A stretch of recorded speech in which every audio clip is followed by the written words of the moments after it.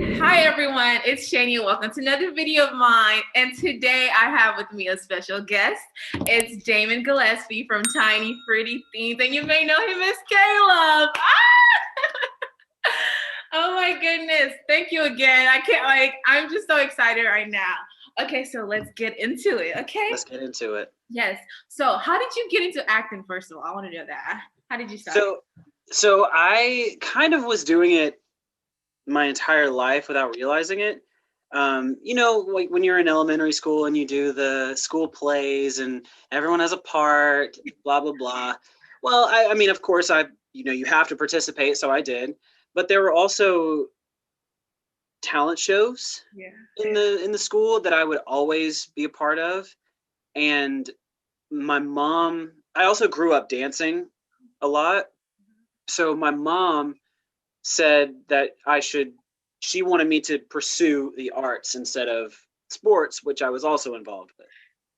And so I actually went to a performing arts school in 6th grade as a ballet major, hated it, but I also was involved with musical theater. So I switched my major to that, fell in love with it. And then I just kind of started there. I was doing plays at my local theater center and doing musicals at the school, and then I would find different places to go and do and just perform all the time.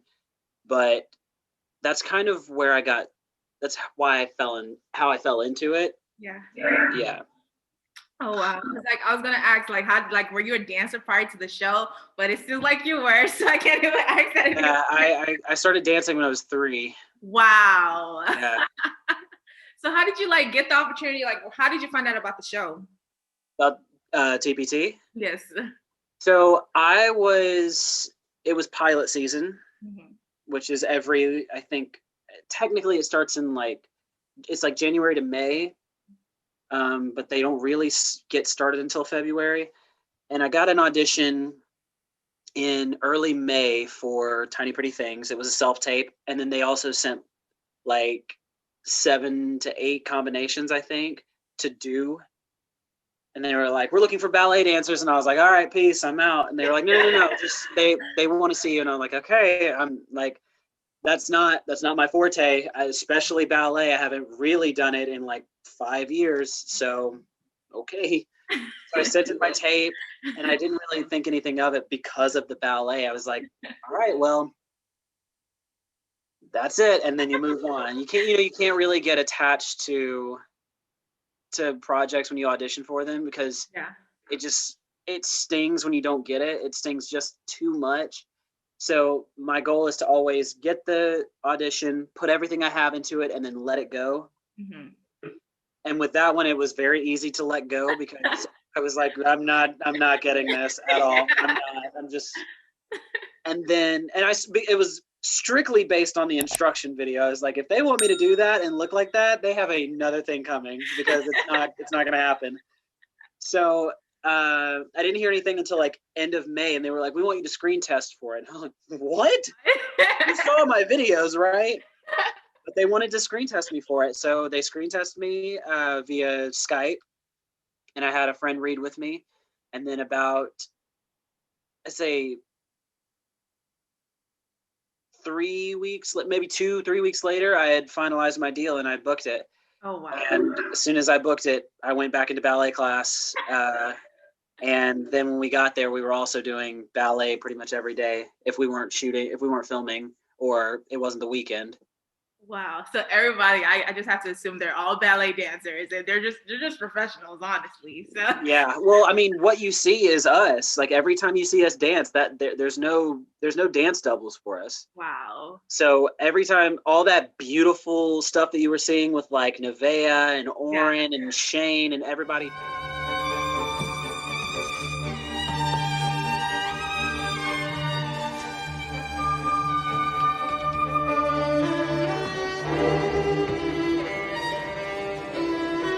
That is 100% them. And man, that's also when I got to Toronto where we were filming, I said, are you sure you have the right person for are you sure? I said, I don't look like that when I dance, dude. I don't. But we had a great time, and and it's turned out to be a really successful show so far.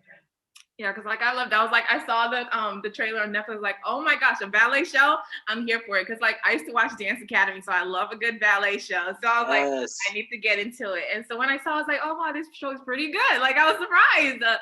So I wanted to ask, because like in the beginning, Caleb does not like Nabeel. So I was like, what is up with that? Like he's like, Nabeel is a sweetheart. Like why doesn't he like him? And you guys are roommates. So I was just like, what's happening? So I was like, what's up with that?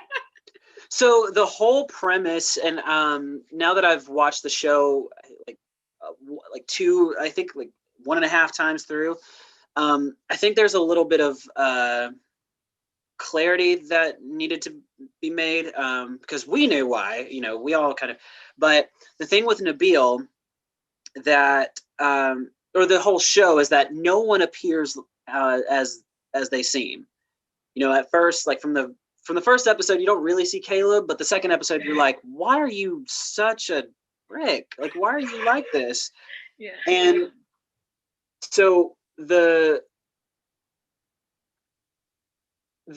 thing is that Caleb's dad was killed in Afghanistan in a setup by radicals. And so it hasn't even been a year since it happened. Nabeel has not always been his roommate. It's not, Nabeel came in with Cassie, and I think he definitely said that he came in with Cassie to this school. And so Nabeel was assigned to Caleb as a roommate.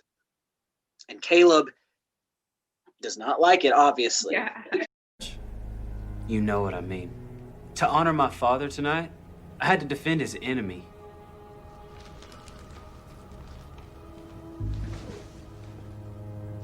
We may be rivals, Caleb, but I promise you, I'm not your enemy. We have to live in this room together. No, hell no, we don't. Madam and I are tight. I'll talk to her tomorrow and get myself a new roommate. You can put on this little show of yours for someone else.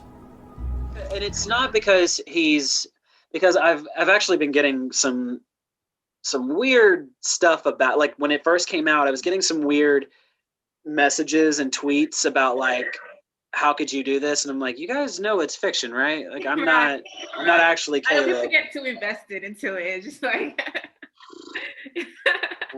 like, seriously. I get too invested. And one of the things that was really interesting is that they kept calling him Islamophobic, and it's not that, because he doesn't just first off, he's not afraid of them, and second, he doesn't hate people of the Muslim faith. Yeah.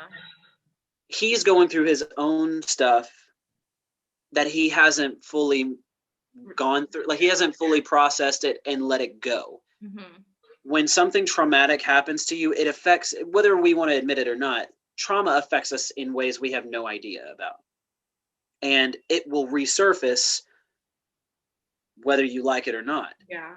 And our jobs as humans is to find out how it affects us and first off, find a solution for it. But if we can't fix it, so to speak, then we find a way to live through it and not let it control us. Yeah. And that's what we're seeing with Caleb, which is why by the end of the season, you see that even if they're not best friends, they have a mutual respect for each other. And he's not trying to push Nabeel in front of buses anymore. So I kind of want to, that's where we were headed with that, is because oftentimes we deal with trauma and it produces these prejudices that we don't even realize we have until someone tells us, or until we let it out in ways that we never thought it would come out.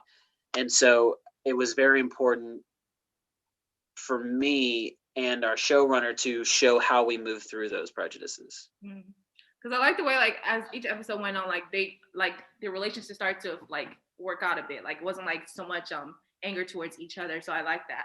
And so I was also wondering, like, what is the issue with Caleb and Madame? Like, what is her name? Madame something. Dubois? Yes. Madame Dubois. Yeah. So she was there for him when his dad passed away, Yes. when his dad was killed. And when no one is there for you, and this mother-like, it's kind of an Oedipus complex. It's this mother-like figure is here. She's there for him when no one else is. And Monique, Madame Dubois, throughout the season, you hear her actually say that no one really has, or kind of indicate that no man has ever treated her with respect, and has never, I mean, you know, you kind of know that she was abused when she was in the ballet world and by her higher ups, and no one has really respected her. And for once that she's getting the love that she feels that she deserves, it's just in a really Weird. toxic situation. Weird thing.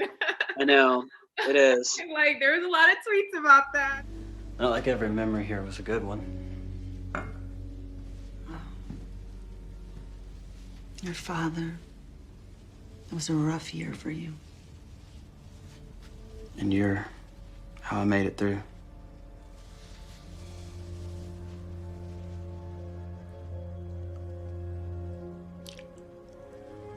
There was a lot going on with that, but I was so curious. I'm like, that is an interesting dynamic, because like what, like, no shade to the writers, like, what were they thinking with that? Because like, I don't know, it's just so weird, but it does happen in real life. Teachers do have That's why. So yeah, so that, I guess that's exactly why we put it in there, is because it really does happen.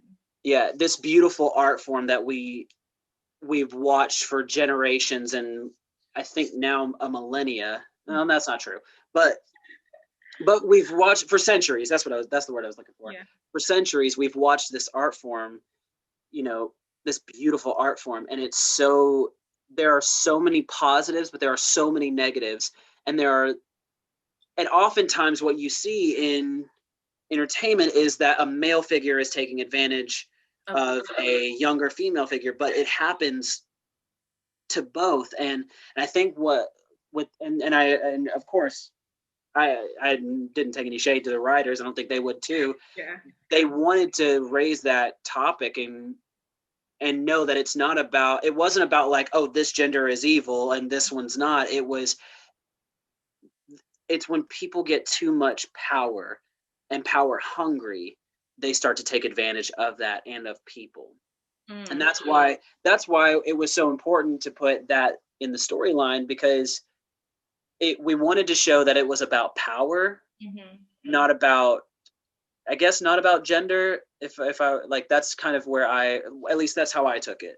Yeah, I get that, because like most movies that I've seen that has that storyline, it's usually like a male teacher like going after the male student, right. Female student. So it's just like, okay, I see where you guys are going with this, like switch it up a bit, you know. So I get that.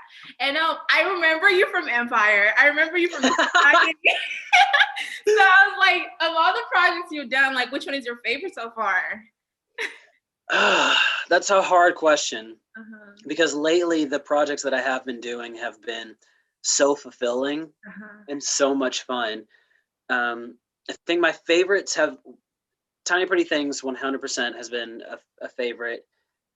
Empire was 100% in the favorite. You were the psycho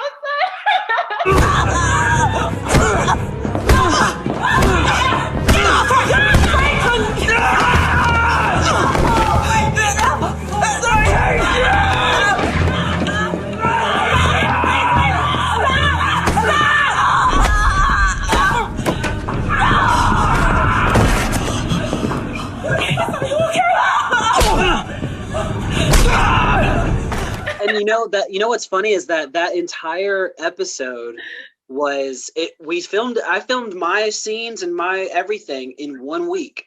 Wow. And this is actually why I loved doing Empire so much, was because I was only there for a week, but I still keep in contact with, Vivica and Tasha.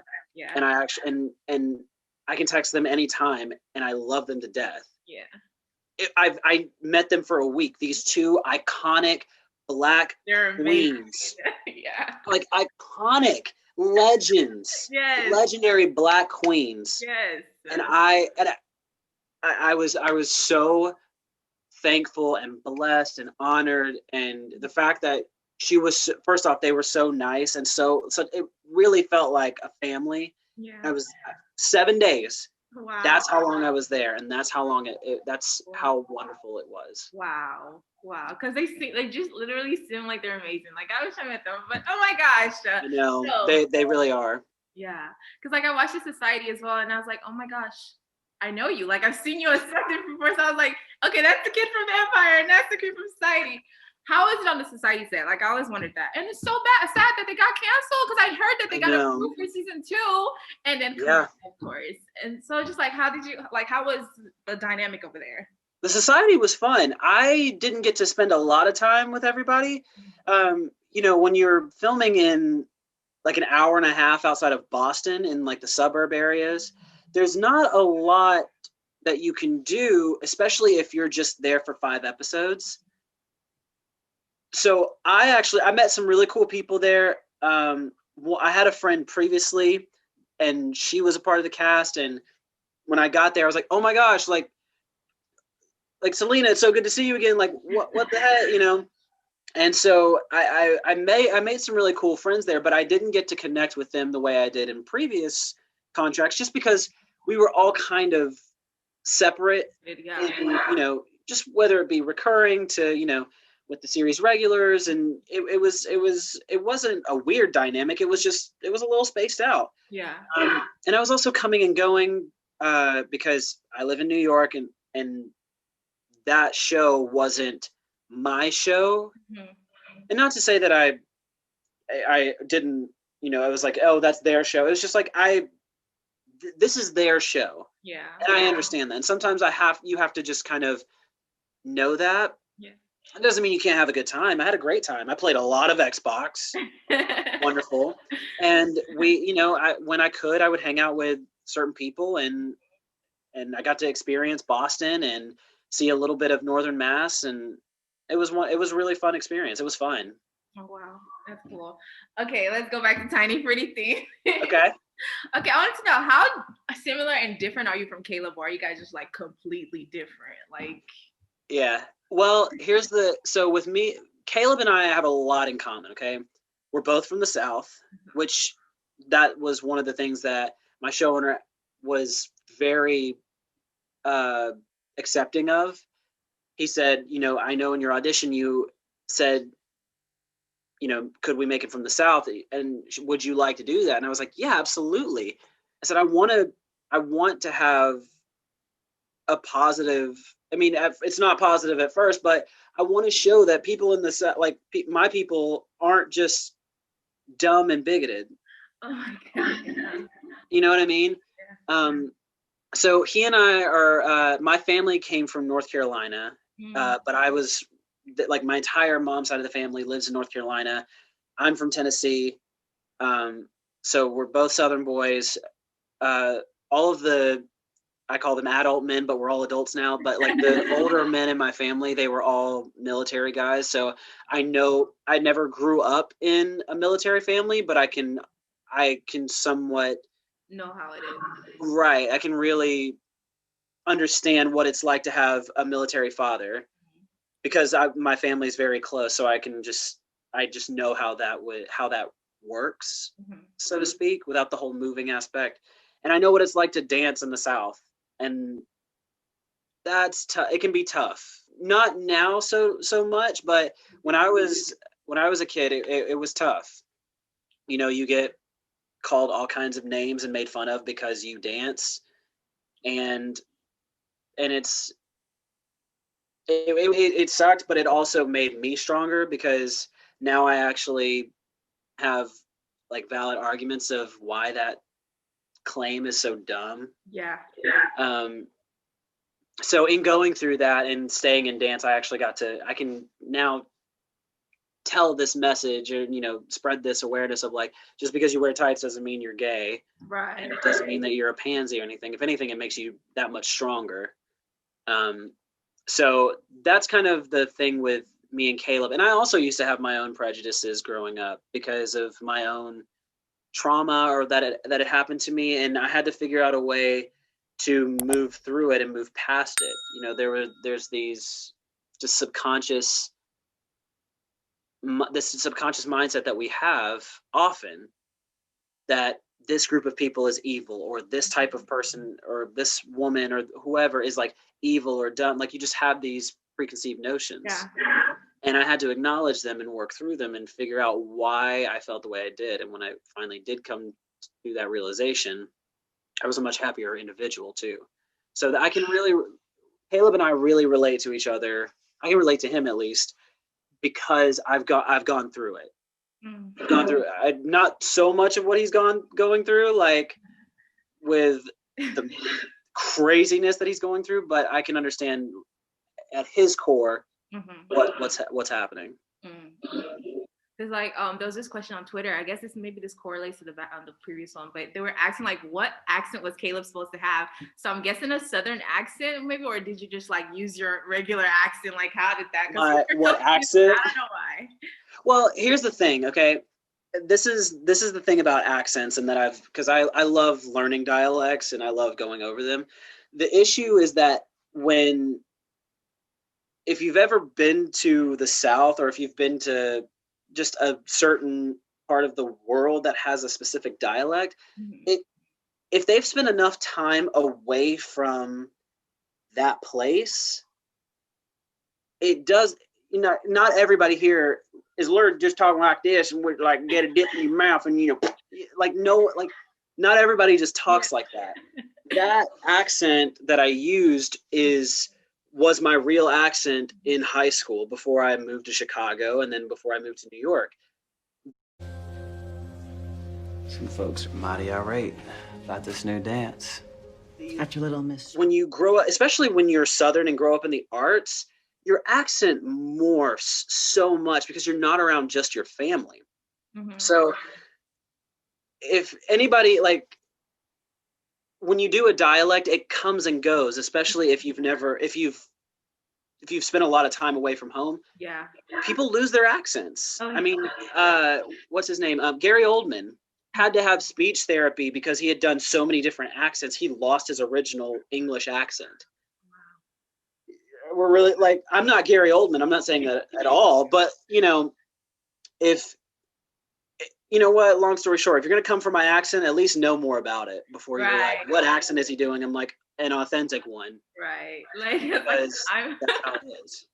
Like I'm originally from Nigeria. Like I was born there. Like I think I moved here when I was 9 years old. So like I came with a heavy Nigerian accent. Right. So like it's been like 12 years now. So it's like when people talk to me like, oh my gosh, you're Nigerian. I didn't know because like I don't hear the accent anymore. The only time I feel like I use my Nigerian accent is like when I'm talking to my family or whatever. But like when I'm not talking to my family, like I don't know how to like control it. I just like change my accent completely. It's not like I try to like force it. It just comes out naturally. But I guess that's just instinct and stuff. But that's human. There's when you're dealing with accents, there's certain things and certain phrases and certain colloquialisms. But or jargon really. There's certain words that if you say them in your natural old dialect, people aren't going to understand you. Yeah. And so you have to kind of morph your dialect so that people will understand you more. Right. And that doesn't mean that they're not Southern or that you're not Nigerian. It's just that I have to speak this way so you'll understand me better. Yes, exactly. And accents morph. Yeah. Exactly. They morph throughout. So, yeah. Exactly. But okay. So who do you look up to as an actor or actress, like in the industry? Like, who do you look up to? I look up to a lot of people. Well, at least I used to. I don't know if I look up to actors anymore. I have favorite actors where I love watching them perform. Yeah. Tom Hardy is definitely one of them. Well, yeah, I love Tom Hardy. I think he's fantastic. Lakeith Stanfield. Yeah. I think he's brilliant. I think he is an absolute brilliant actor. Yeah. And of course, I love Denzel Washington. I don't think he makes a bad movie. That's just my opinion. But I also love Sigourney Weaver. She played she's known for the movie Alien. Oh yeah, I think I know. But when I first saw her, this is gonna all the older viewers are gonna be like, are you serious, dude? When I saw her, she was the warden in Holes, and that's when I fell in love with her. Oh my gosh. Yeah. So, and not Mr. Sir, obviously, but like, I think she is such an amazing actress. Yeah. I think she's so good. I'm trying to think of, and one of my favorite actresses just on and off screen is Jennifer Lawrence. I think she's phenomenal. Yeah, she's good. She's good. I think she carries herself incredibly well. I think it looks like she's the nicest person. And so those are people that I think I do look up to them because I try to find my own style and, approach a character differently. But I think I look up to them in the way that they present them and how they present themselves on and off screen. If I were to look up to them, yeah. Okay, lastly, like, what would you say to people that are trying to pursue acting or get into the industry? Okay. I would say start by reading. Read so much, and not just plays. Read biographies. Read